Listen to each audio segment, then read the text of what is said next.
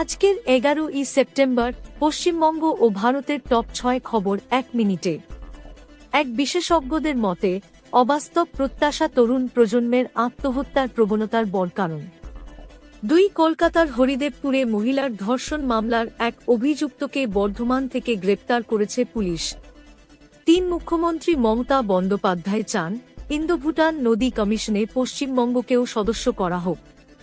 4 রাহুল গান্ধী জানালেন ভবিষ্যতে ভোট চুরির আরও বিস্ফোরক প্রমাণ তুলে ধরবেন। 5 সোনিয়া গান্ধীর নাম ভোটার তালিকায় অন্তর্ভুক্তির বিরুদ্ধে জালিয়াতির অভিযোগ খারিজ করল আদালত।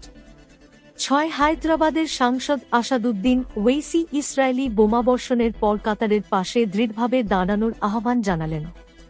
আজকের tips disclaimer this is for educational purpose only. একজন প্রাপ্তবয়স্ক মানুষের দিনে গড়ে 2.5 থেকে 3 লিটার পানি পান করা উচিত, তবে শরীরের ওজন, আবহাওয়া ও কাজের ধরন অনুযায়ী এই পরিমাণ কমবেশি হতে পারে। আপনি প্রতিদিন রাত 8টা পর্যন্ত এই খবরটি পাবেন।